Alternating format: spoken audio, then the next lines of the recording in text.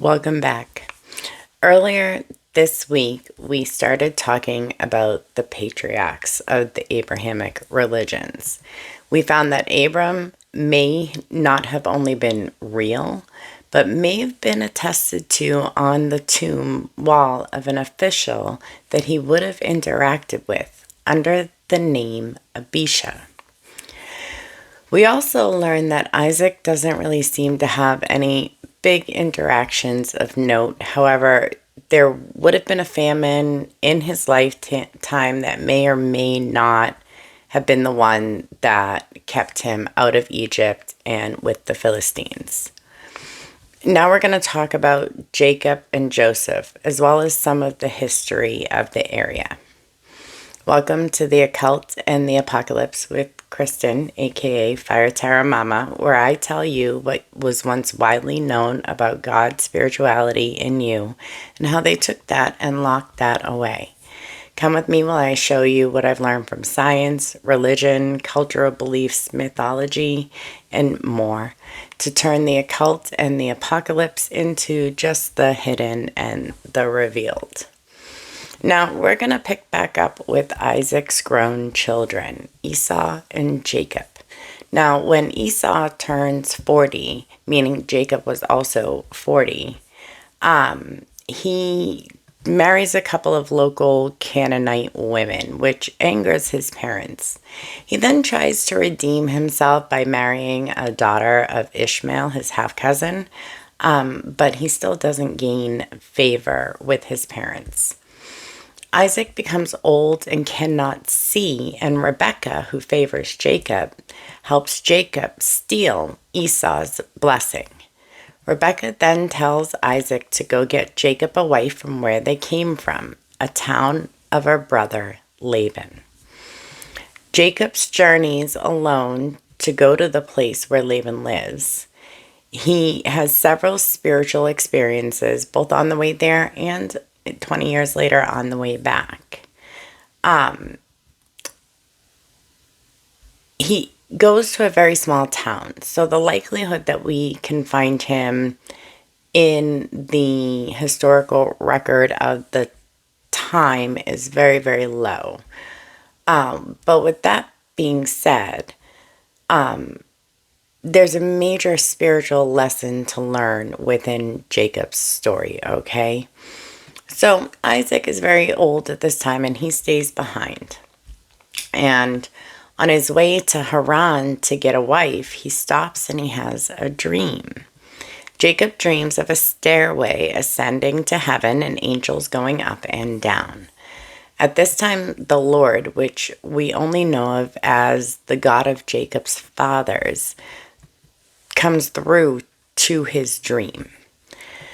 The Lord tells Jacob that he will protect him and his offspring will be of the multitudes. So Jacob names the place Bethel, meaning house of God. He makes a vow that if God sees him through this journey and returns him to the home of his father, then he will be Jacob's God. Jacob then stumbles upon Rachel and some other shepherds watering sheep. He introduces himself as a cousin and she brings him to Laban. Jacob stays with Laban a month and then begins to negotiate to marry Rachel, Laban's daughter, who he very truly loves. They agree that he'll work 7 years, but at the end of 7 years, he makes him marry Leah instead of the younger Rachel, because it would be dishonorable to marry the younger child off first. Laban tells Jacob to spend this bridal week with Leah, and after that he can marry Rachel if he works another 7 years. Now, Leah gives him 6 children, and Rachel has none initially. Rachel gives Jacob her handmaiden, who gives him 2 more children. And Leah sees she's not having more children, and she gives her handmaiden. And because she's always in competition with her sister, this handmaiden bears 2 more sons.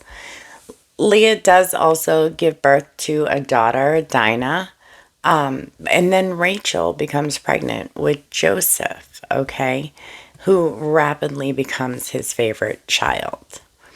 Now, the whole last 6 years that Jacob has been in Laban's farm, doing his farm work, keeping his sheep, has been to enrich himself. So we had 14 years of labor for the women, and then 6 years of labor for a flock of his own, essentially.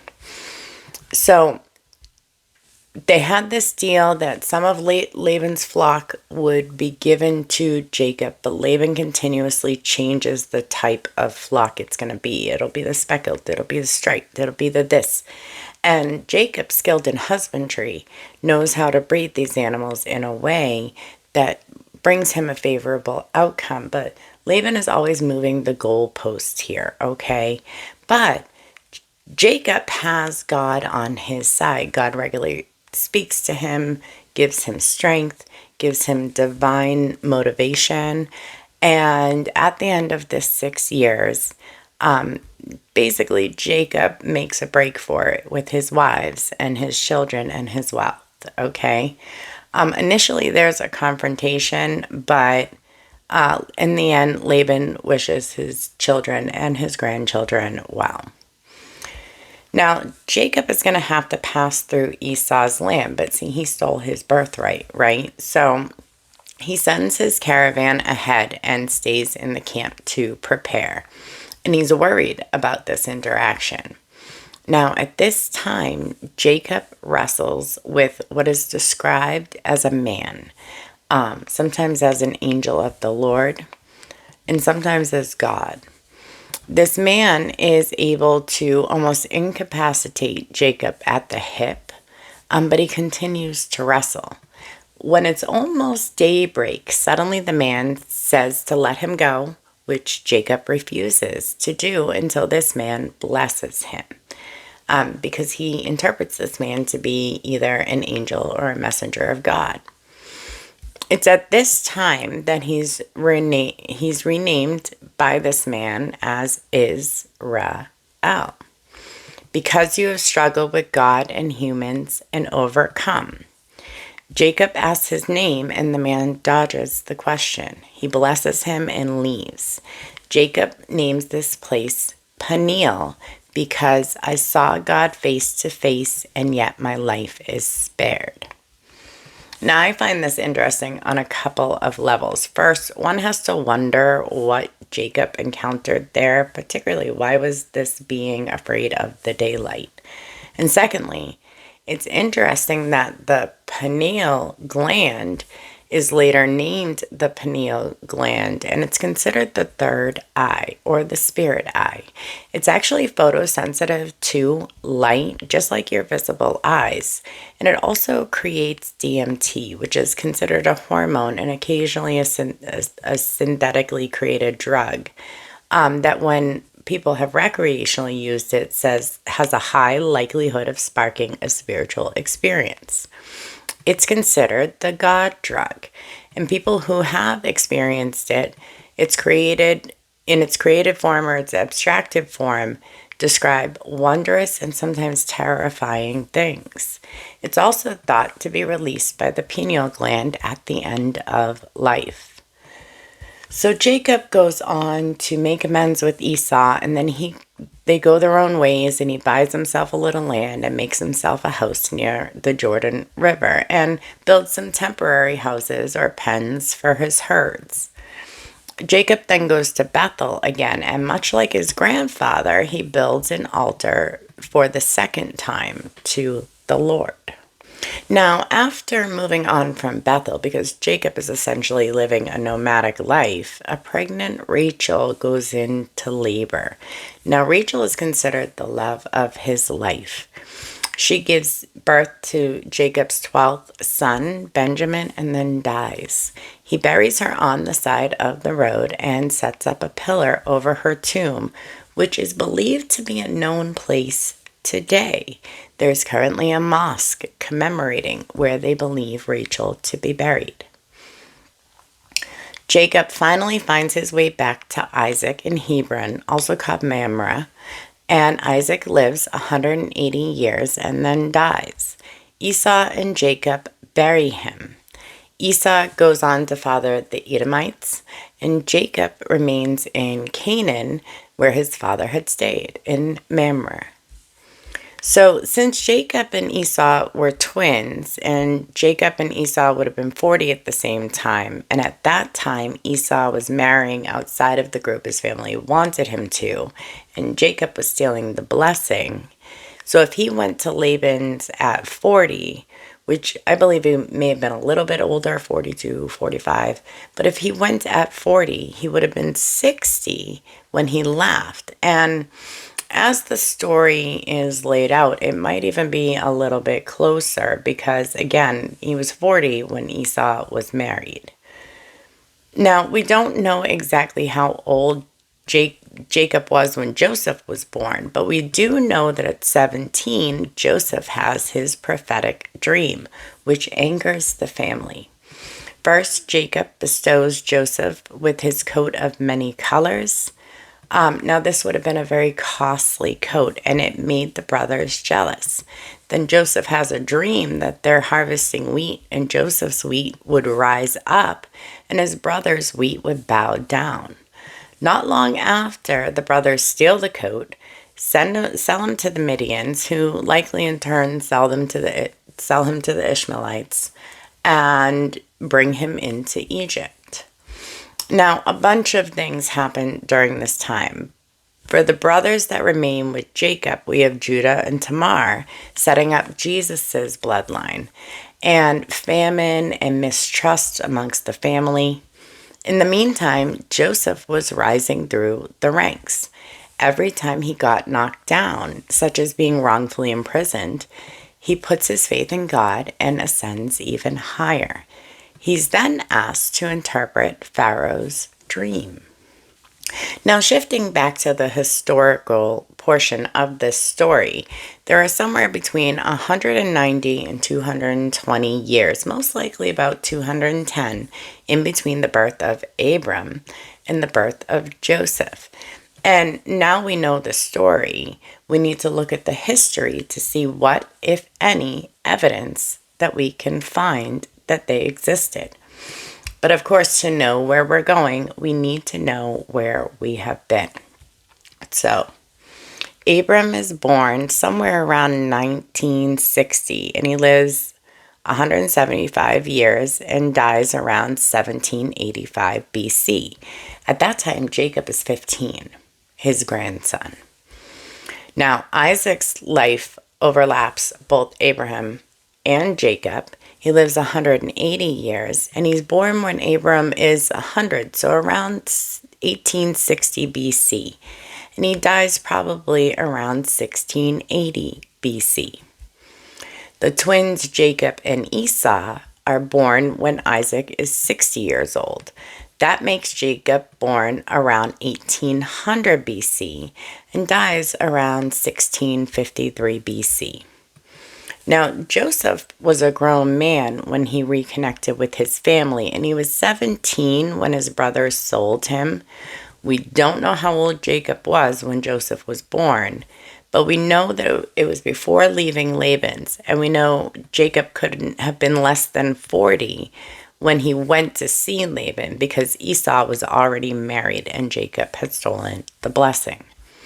We also know that Isaac does not die until after Jacob returns home more than 20 years later. So he was probably closer to 50 or 60 when Joseph was born, putting Joseph born somewhere around 1760 BC and dying around 1640 BC when he was 110 years old. So the next thing I want to do is check what was happening in Egypt between 1733 BC when Joseph was 17 through 1680 BC when Jacob would have first met Pharaoh.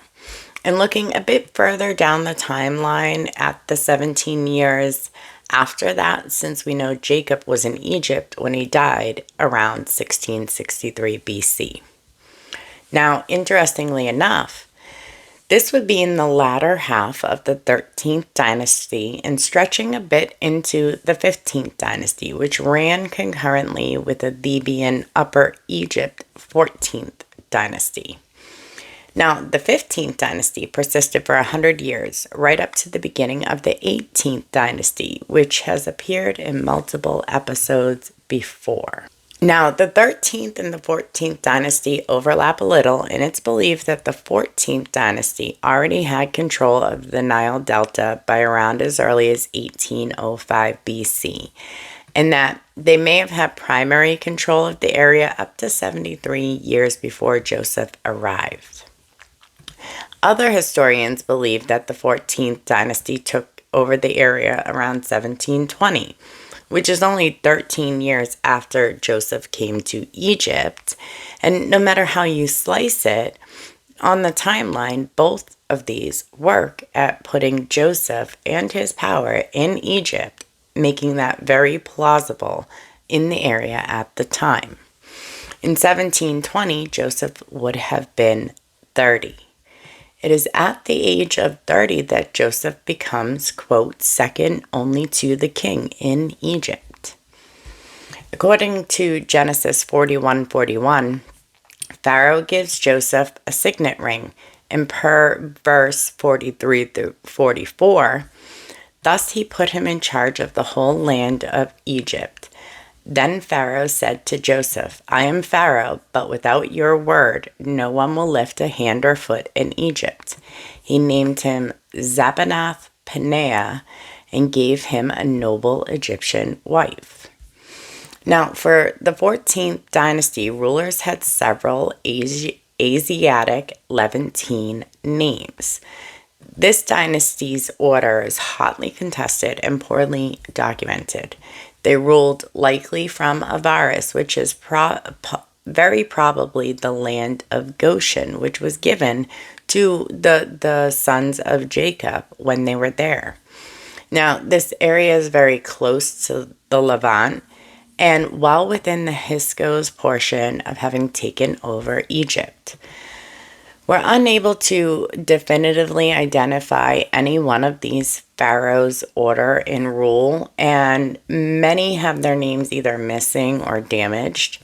They do overlap the 13th dynasty around the same time, and it's possible that they had periods of peace and then periods of war. But it's very possible that Canaanite and Levantine people in power in the area within these two dynasties may have married within each other as well. Now, does this prove Joseph is real? No, but it does show a history, and per the Bible, the two stories add up. In the Bible, Pharaoh gives the land of Goshen to Joseph's family. This would likely be after the 14 years of feast and famine, or famine and feast, or no, feast and famine, and after the reunification with his family around the age of 45, somewhere around 1706 BC. Now, with Avaris being likely the land of Goshen, the next fact may bring a little shock and a little awe to you. In a burial complex located in Avaris, dated to between 1650 and 1550 BC, may depict not only the tombs of the 11 brothers of Joseph, but his tomb as well. His little pyramid-shaped tomb, which would have been reserved solely for high officials. Not only do these tombs exist, but there's a colossal statue of a Semitic ruler dressed up in Canaanite Hyksos ruling attire located in a robber's pit at the complex. You can still see the multicolored paint on the coat that the figure is wearing, black, red, and gold or yellow. It's believed that this statue is dated to about 1700 BC, and the tomb dating would be very close to when Joseph had died. Could we be looking at the original burial place of the patriarchs of the 12 tribes of Israel? As the story goes, when the Hebrews left in the Exodus, it said that they took Joseph's bones to bury him in the family cave. The main little pyramid tomb, that's empty. The layout of this archaeological site is set up as 12 tombs with very Asiatic, specifically Canaanite influence. 11 of them are regular tombs, but like I said, the 12th is a small pyramid. Interestingly, the tomb has a couple of bone fragments left behind, so we know that there were bones there, but there are no intact bones. And this fits the biblical narrative exactly, including that the Israelites stayed in Egypt with Joseph, and it also fits Genesis 50:25 when his bones were being moved to Canaan. Now, the statue of the Canaanite ruler has red hair, which I personally find interesting for two reasons. I've done an episode on red hair. I'm going to do another one in the future, going more in depth into characteristics of people with red hair. But for this purpose, this ruler had red hair. The second interesting fact around that is we know Jacob's brother, so Joseph's father's brother was a red-headed person, very hairy, in fact. Now, Avaris was also abandoned sometime around the 18th dynasty, which would fit with my suspected story behind Moses and the pharaohs of the 18th dynasty in general. And to find that the statue was commemorating the wearing of a multicolored coat, it does kind of make you think. Now, the strata of that area shows an Egyptian temple to Set, who would have been equal to the Canaanite Hadad, both weather gods. And within another 80 years or so, there'll be a whole temple district for Asherah, who was originally identified as the wife of the head Canaanite god Al, and her Egyptian counterpart Hathor, built right around the time Joseph would have been in Avaris. You know who didn't have a temple? Yahweh.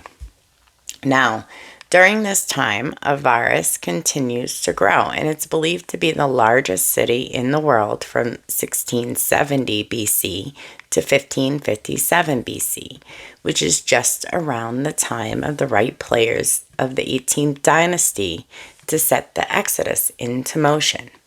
Yahweh eventually does get a temple in Egypt in Elephantine, but not until around Babylonian captivity, and that was hundreds and hundreds of years later.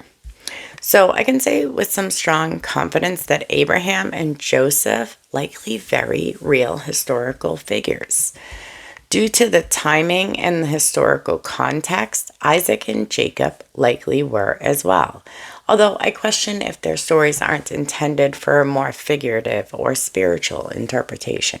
It was very common in the region to use 7-year famines as allegorical stories. However, in order for Joseph's to be plausible, then there would have to be evidence of a 7-year famine somewhere between 1700 and 1660 at a minimum. Also, there would have had to have been there have been some people who identify the pharaoh Djoser, his personal assistant, architect, doctor, and friend, Imhotep, as proof of Joseph. However, Imhotep accomplished many things. He was hundreds of years too early to be Joseph. So it's a very specific time frame we need to look at. There have actually been granaries located that do date close enough to be contemporary with the last 20 to 30 years or so of Joseph's life. These were located, however, in what is called Upper Egypt, which is really in the south, and the area would have been under Theban control at the time.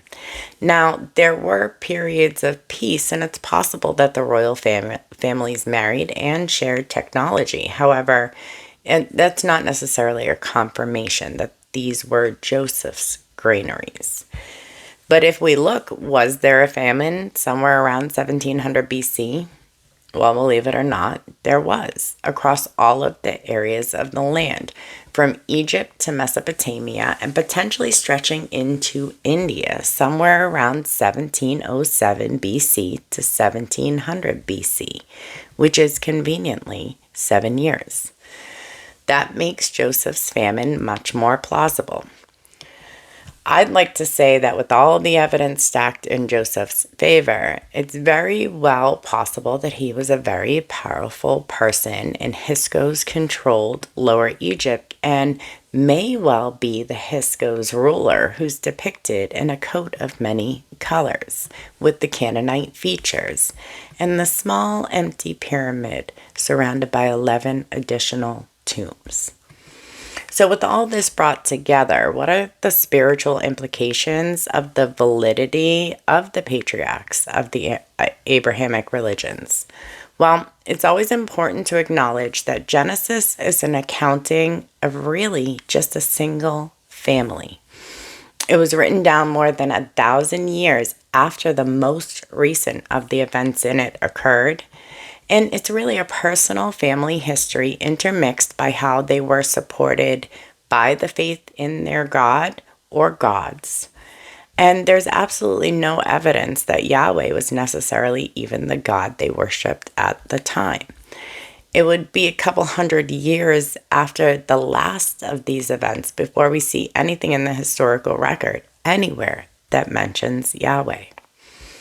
In fact, this book is really more family history than faith. Abraham's God promised to make him a great nation. Although he did not directly accomplish this, he was the father of many tribes in the area. He also gained a lot of wealth using deceit, trickery, and kind of smoozing the established leaders in the area.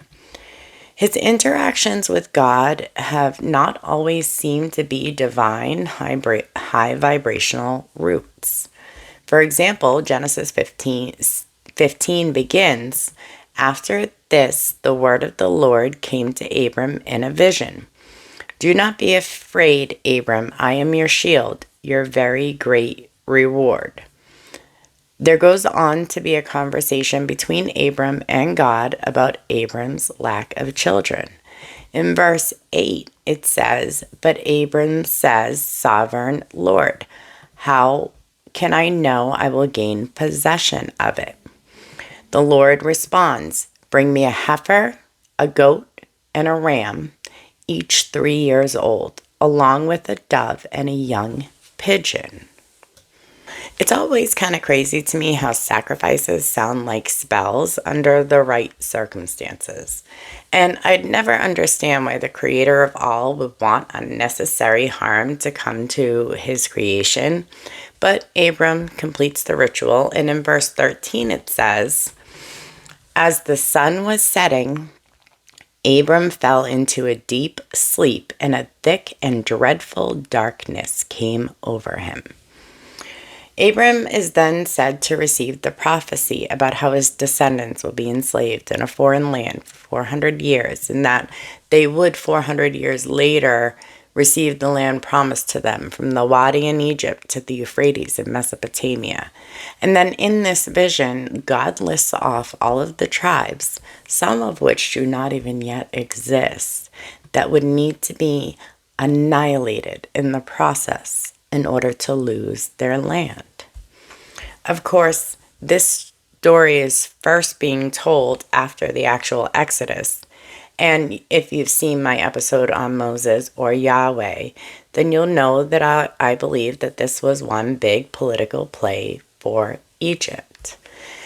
No experience that I can recount with the Most High Divine Creator of all, either in my own experiences or reading or hearing of those of others, none of them are described as a thick and dreadful darkness.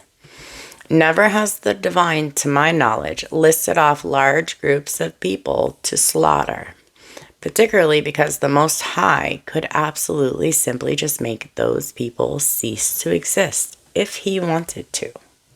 But I digress. Moving on to Isaac. Isaac has no real notable interactions with the Most High. or any deity at all at first. He literally follows in his father's footsteps. He is said to be meditating in a field when he meets Rebecca. Any interactions with the divine in the context of Isaac seems to be firmly rooted in go here, go there, which sounds a lot more like following intuition, mostly. Like his father, he lies to a local king about his wife and uses that to enrich himself on someone else's land. He digs the same wells as his father, argues occasionally over the water rights, and eventually is told by the divine that many descendants will come from him. Again, other than this, we really have very little insight or interaction with the divine through Isaac. Now, much like Abram sending Ishmael away based on Sarah, Isaac is tricked by his youngest son and his wife to give the blessing incorrectly to the wrong son. And really nothing of note comes from his existence. Now, Jacob, on the other hand, begins his life with deceit. He seems to have some sort of a divine experience on the way to find a wife, and then he experiences years of karma and toil, being tricked into marrying Leah first, although she was not his choice, and then Rachel second. He uses his faith in the Lord to guide him to strategically plan an exit out of his situation. His strategy with Laban earns him great wealth, and upon beginning a return to the land of his father's home, he has a second divine interaction. This one leaving him a changed man with a new name. His name is now Israel, which some people may argue is actually an Egyptian trinity, which would be fitting for the region and the religion at the time, since many gods, and most of them, were arranged into trinities. Jacob does not use the latter part of his life, Jacob does use the latter part of his life to make amends and does not proceed with deceit and trickery. He ends up protecting his family and working hard. And then we have Joseph. Joseph is prophetic from an early age, so much so that his prophetic dreams and pleasant nature or general connection to the divine scares his family greatly. That, coupled with Jacob's clear favoritism, and Joseph is thrown into an air of fear and jealousy, which leads to the events in Egypt. Joseph is not being portrayed as a spiteful, deceitful, vengeful, or getting rich off of someone else's back person. He's more of a Christ figure than anything. He's the epitome of someone who walks through life being led by divine guidance and intervention. And because of this, he achieves great and beautiful things. Joseph doesn't take any credit for these miracles, only ever giving the glory to the divine. Even when putting his brothers through trials and tribulations, it's only for the sake of measuring to see if their heart had changed. Abraham to Joseph is a great demonstration of the range of experiences a soul can have here through our human experiences. It also demonstrates the range of connection you can have to the divine based on how you yourself show up in the world. It's a great metaphor for showing how the divine and the universe moves through individuals, shaping and molding us all. It's also a great reminder that all things eventually return to the divine vibration, even family lines, even if it takes generations to get there. There's also a couple of tangible, real-world takeaways from this as well. Just because something really existed does not mean all statements about it are true. You can be told something that's from truth, but if you're told it through a filtered lens of someone else, without doing the digging yourself, you're perpetuating a copy of a fact. potentially discounting the reasons and motives behind it. And lastly, that the divine, universal, cosmic, karmic creator of all rewards those who act in good faith and intention, but not everyone who accumulates great material wealth have achieved it with divine backing, and eventually those who do not will fall for the same deceptions that they themselves have performed. But I'll leave that for you to think about. Come back later this week on our regularly scheduled Sunday, where we're going to spend the next few weeks talking all things this time of year. I don't want to say just Christmas, but the most wonderful time of the year. Is it really? What have other cultures done? What have they done since Christmas? What did they do before Christmas? How does that align? And what practices are performed in this time of year around the world? And in the meantime, thank you for helping me take the occult and the apocalypse simply into the hidden and the revealed. I will see you later this week.